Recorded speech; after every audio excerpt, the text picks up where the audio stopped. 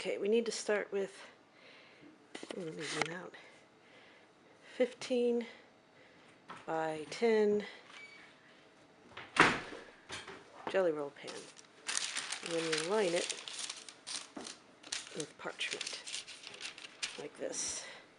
And my cameraman just came in the door. Bake and 350. And let that preheat. Alright, so first we need to separate the eggs. And these are room temperature eggs, so they will beat up nicely. And I forgot to take the stuff out of the bowl. 1 egg. Now, I always keep 1 eggshell out because if an egg breaks unevenly, then I have it to separate the other eggs. Alright, that's good. 2. And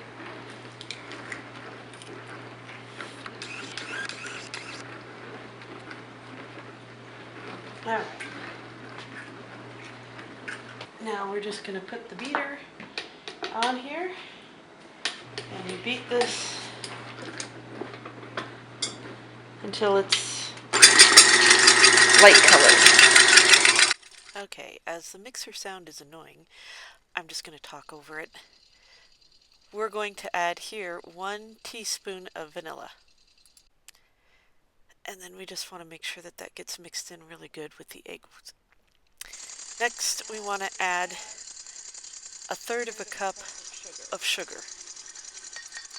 Then we just want to mix this until it's a nice thick color and lemony and everything is all mixed.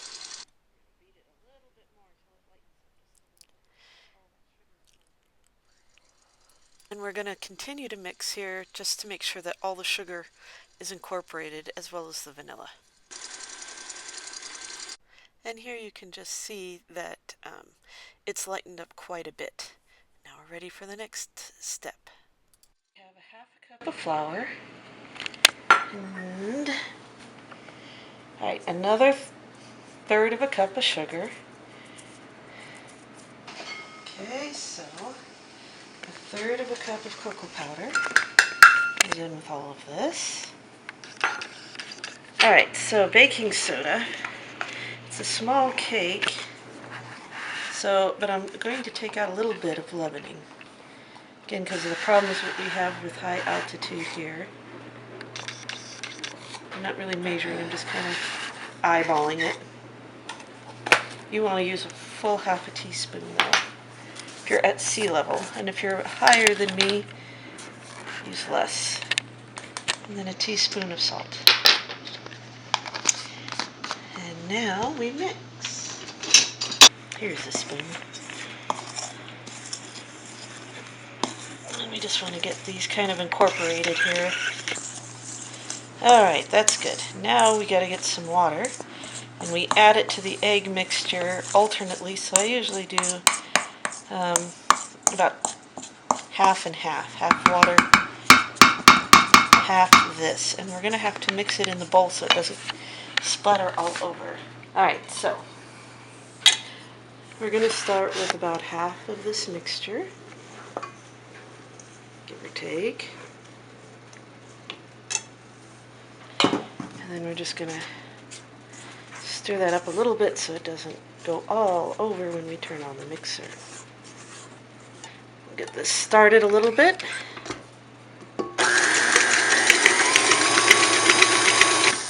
Okay, now we'll add our water.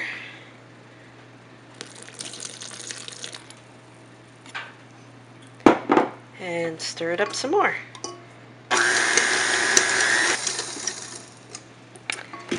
And then our last dose of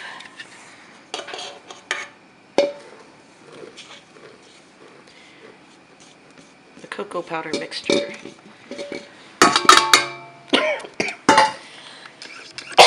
Don't inhale when you pour.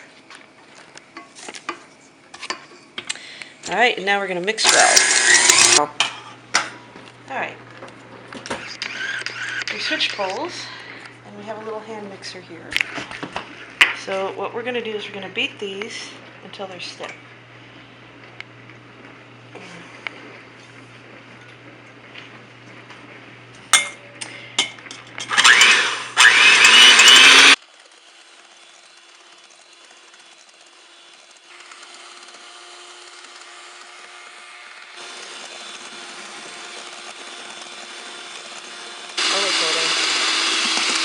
Alright, that looks pretty good. Let's test it.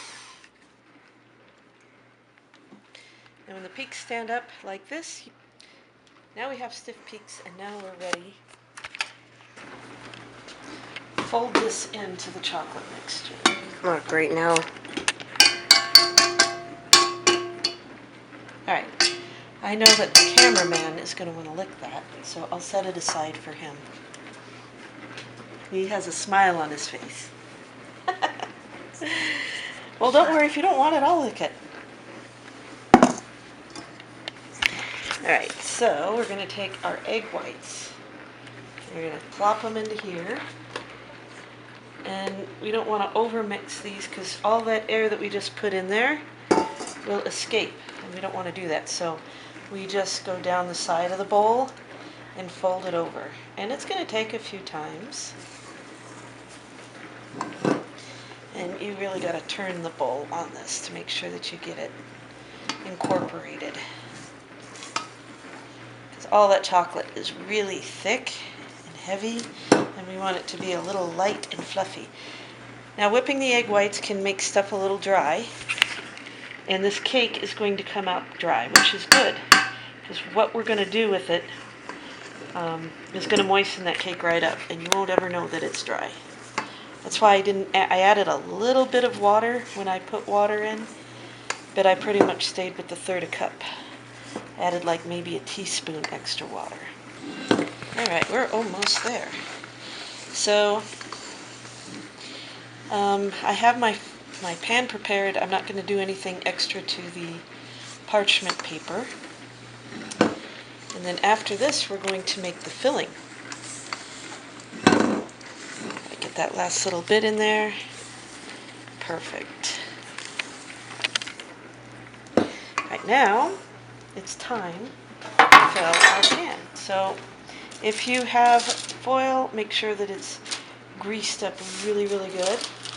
This is parchment. I'm going to want to butter the sides of the pan. Where did I put my butter dish? You can use butter, you can use cooking spray, you can use lard, Crisco, whatever you want to use. I'm going to use butter because that's just what's sitting right here in front of me. And I'm putting a generous amount, as you can tell. I don't want this to stick for any reason to anything. So there we go. And now we're going to pour the batter.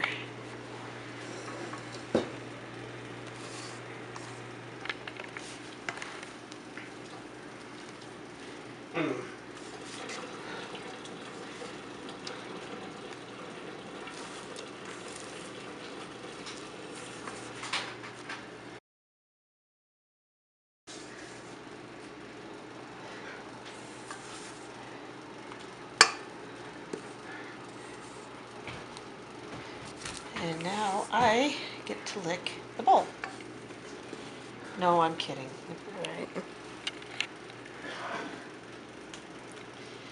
Alright, so now we just want to spread this out. It's going to be thin. It will rise in the oven.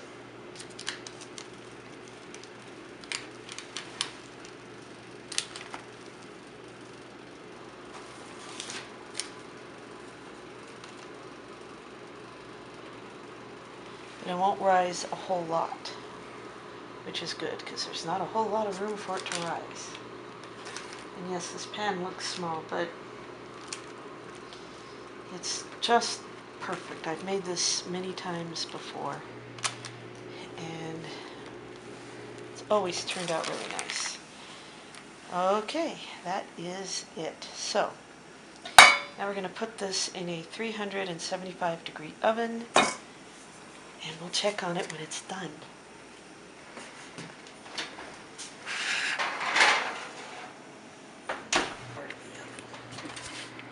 All right, so it's been 15 minutes.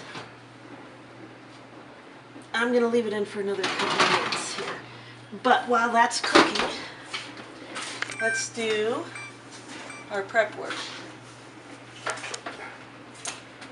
So we've got our towel laid out. We're going to take some powdered sugar. And you want a lot of powdered sugar. You don't want it to stick to the towel. And we're going to sprinkle the towel where we're going to have the cake lay. Boy, that chocolate smells good. Okay, we don't need to do the whole towel because the cake isn't going to be over the whole towel. Any place there's a blank spot, we definitely want to fill it up with powdered sugar. No sense in having stuff sticky. I ran out of powdered sugar. All right, so I think we're ready for when the cake is done. All right, been another 5 minutes. Oh yeah, that's perfect. Nice and springy.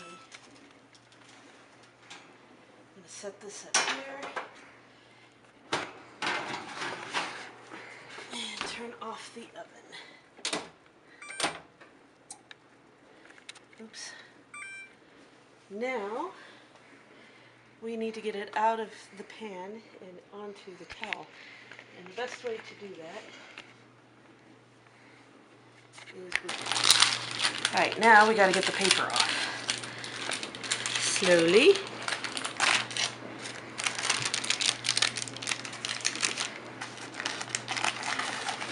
As I burn my fingers. Ow. Hot.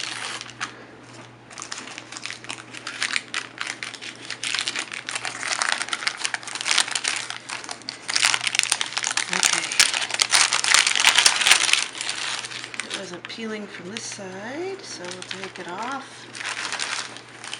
slowly. And it's better to go off at angles than straight because if you go straight off, there's a better chance it'll peel than if you go at an angle. Now comes the fun part.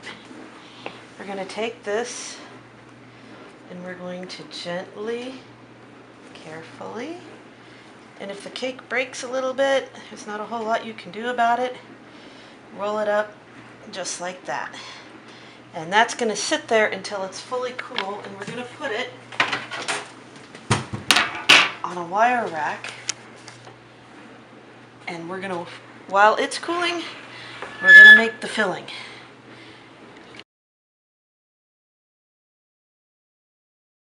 It was bound to happen. I lost my cameraman. So we're going to try to do this without. And the first thing I need to do is once again separate some eggs. Okay, these are all clean. So we're only going to be using the yolks. I put the yolks in the bowl because we heat up the cream. And just as before, we're going to go ahead and separate these, but these are cold eggs, which is fine. I don't have enough room temperature eggs. Alright, so there's one yolk. I'm putting it into my big mixer bowl. And the egg whites, we might be making some cookies here, or I don't know what they are. They're called meringues. They might decorate the cake. One more. So I'll probably have time a little later. Tonight's a leftover night, yay, because tomorrow we're making a big dinner for Dad's birthday. And it's going to take me all day from the time we get back from church until the time we eat, most likely. Alright, now wipe my hands. And the egg whites we can put into a little plastic bag and then keep them in the refrigerator until we need them. And we're going to mix this up. Now, while that's happening, I'll show you, I'm sure I've shown you this before. Okay, this is a plunge measuring cup. I'm going to look for, this is for measuring for liquids on this side and dry on this side. So you just move, it's 2 pieces, you just move this down to 1 cup. I think you can find these online now, but when I got this, online shopping was not a big hit yet. And I didn't know where to look online anyway. I think it was before Amazon. I happened to find this, I don't remember which store it was. I know I was in downtown, my neighbor worked there. And I went by to see her. I had some time to kill. I was between buses. And I saw this on the rack, and it was the only one, and I went, I want it. And I'm glad for it. I'm sure they have better ones these days, but this one's perfect for me. I think it was only like $1 or $2, but that was before Bidenomics hit and inflation. Okay, so the eggs I'm going to beat until they're lemony colored, and the cream I'm going to heat. I'm just going to scald the cream. And then we have to temper the eggs, which I'll show you how to do when all that is said and done. For those of you that don't know what scald is, while the mixer is running here, it's to really heat up the milk. You're not even bringing it up to a simmer, you're just heating it. So when I start to hear it, or if I have my finger near there, it gets really, really hot. No boiling, no simmering, because that will overcook it. Okay, it's kind of hard to see, but you want a nice light color, and they're getting there. I need to add the sugar in, and I need to beat this a little more.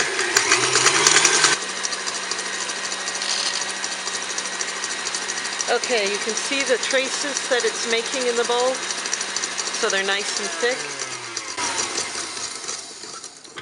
And it's a nice light lemony color, and look at how thick and yummy that is. Okay, now tempering is the art of putting hot stuff into cold eggs and not cooking your eggs. I'm going to have the mixer on just because it's easier for me. So you want to add the hot cream a little bit at a time, and while mixing the eggs, so your eggs don't cook. It'll cook the eggs, but they're not going to be scrambled.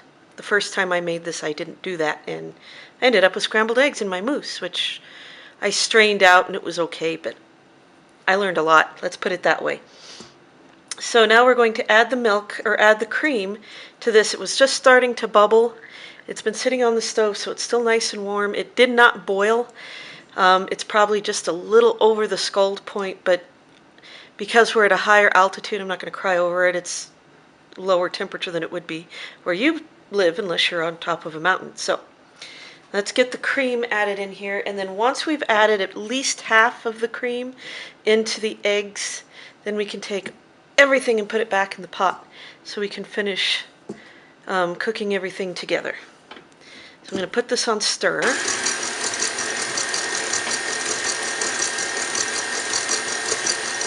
I love this pot because it pours so easily.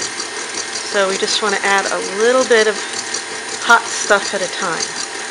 I'm going to speed it up here a little bit.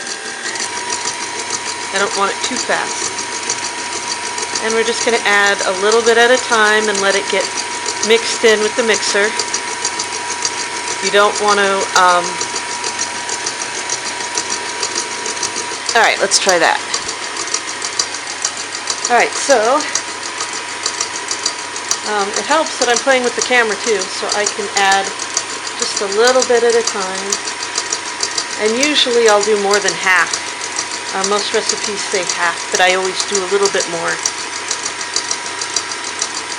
And notice I'm adding more and more. The more I add, the more I can add at one time. As long as it's warm, this is to warm up the eggs, not necessarily cook them. The recipe does not say to temper. It does not use that word, which is why I didn't know what they mean. This is called tempering. Do not follow the recipe. Do it this way. If you have to have a kid stir or you have to stir it, you can use a spoon and just stir it. But it's easier if you've got a stand mixer to do this kind of thing. Okay, that's easily at least 2/3 of a cup, maybe 3/4. All right, and I think we're done. So we're gonna put our egg mixture into the pan. Now, the trick to this is, one, don't let it boil. I don't even like to see it simmer. I'm on propane, and so propane burns hotter. There's very little I don't cook on low heat. So things boil faster, they cook faster. Everybody set off the fire alarms when we first moved in because we're used to cooking with natural gas, which burns cooler. But we don't want this to boil. We just want to heat it up. This is going to take maybe 5 minutes.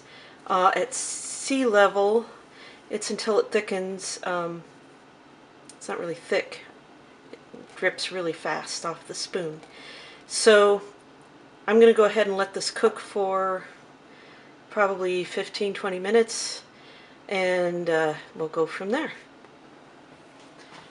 Okay, it's been about 13 minutes. I've turned the heat off once because it started to get too hot, and you can see it's nice and thick. So I'm going to turn the heat off now, and we're done with at least this part of it. Now it's off the heat, and while it's still hot, we add our chocolate chips, all of them, and we stir that in. These are semi-sweet. You could use dark chocolate, which also works well. All right. Now, the recipe does say to put this in the refrigerator for 2 hours, but as you can see to the clock on the stove, it's already after 3, and I don't want to wait that long. So you can put it in a blast chiller or freezer if you don't have a blast chiller. And make sure to protect your shelves, especially if they're glass. Make sure to put a hot pad underneath the pot. And you can put it in the refrigerator and come back to it a lot later, or put it in the freezer. It takes maybe half hour, 45 minutes. So we'll go finish stirring this up and then get it in the freezer. Okay, it's only been, I don't know, 45 minutes, give or take, because I had a lot of dishes to do. Whipping cream bowl has been chilled, and so have these. They've been in the refrigerator. I washed them first, so they would be nice and cold. Oof. All right. I don't think any sugar goes into here for stabilizer because it's going to go in the other one. So we're just going to turn it on and let it go.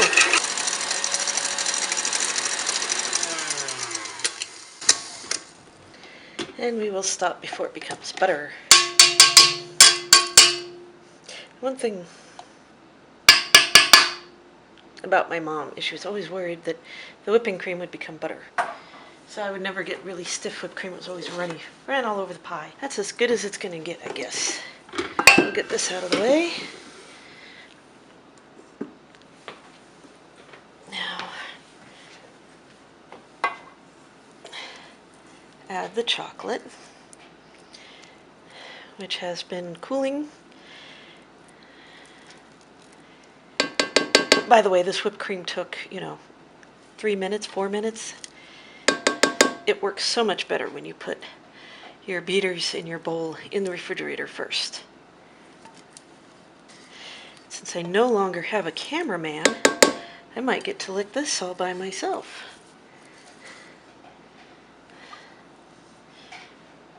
All right. Now again, we want to fold this. So it's just heading down the outside or the center, kind of folding over like this.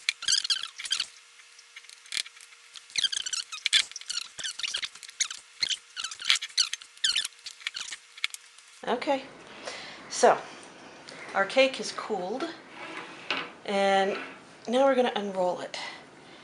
And if it breaks a little bit, don't cry, because no one will know. But we're trying not to. This is the messy part, because now we've got all this powdered sugar. It broke a little bit, but that's okay.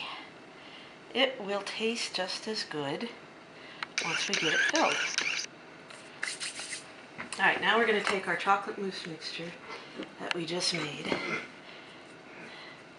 and we want to spread a generous amount. Now, the recipe, of course,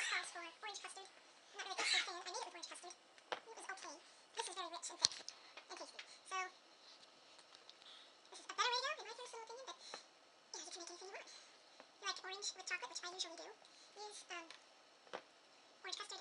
I don't know if there's a white chocolate orange mousse, maybe. Might be something worth looking into. So you want to spread it as close to the edges as possible. There we go. It's hard to unroll this last little bit here. We're going to have mousse left over, which is fine. That's our dessert tonight, because this is for tomorrow. The last thing we're going to have to do is more whipped cream to put on top of the cake. But that's okay. That's why we bought lots of whipped cream. all right, now we roll it back up, but without the towel. Without the towel. And it's heavy, and it cracks. All right, now comes the fun part. You can put this on any kind of cake plate that you have. The reason I'm using this is because it fits into the refrigerator. And it has to be refrigerated, obviously, with all the whipping cream on it. So give it another little bit of a roll. Move it over here. The seam I'm putting down to kind of as a stop so it doesn't roll. It's on this side here. And this is going to bulge out a little bit. That's perfectly fine. No one's going to see this once we get the whipping cream on it. It doesn't look the best, but... Alright, so until we can get more whipping cream made, I'm going to try this. It just fits, so I may not put whipping cream on the ends. We're going to put it over the rest of it, and then we can decorate it with some meringues. Alright. Okay, we've made whipped cream, and with Klaus being in Creative Cooks and the help of Chef Neuhold, I learned that we use aspics or unflavored gelatin to stabilize the whipped cream better than we would with just powdered sugar. Although this is frosting, so it's powdered sugar in here too. And I think I made too much. This calls for 3/4 of a cup, and I put in a cup because I wasn't paying attention.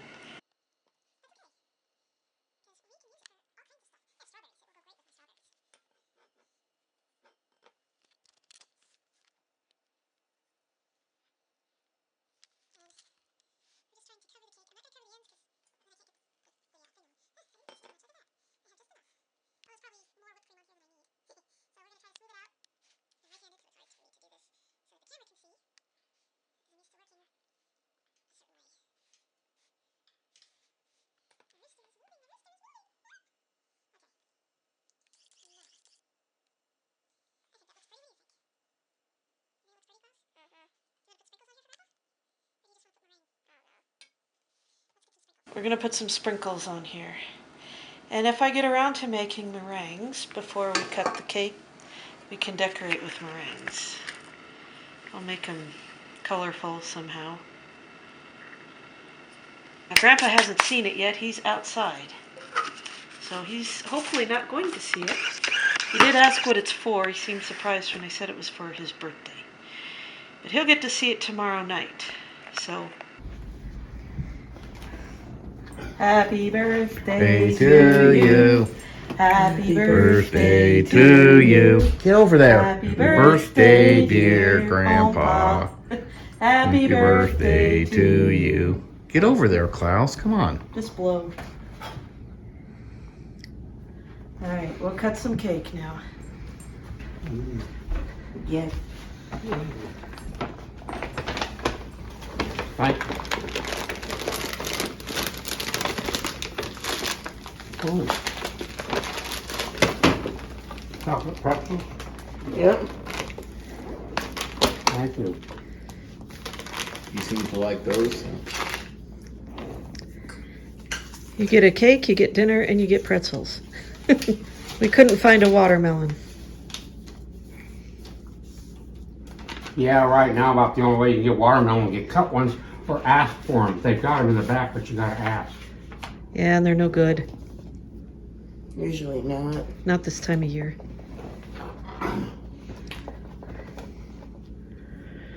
Well, happy birthday, Dad. Happy Thank you. birthday.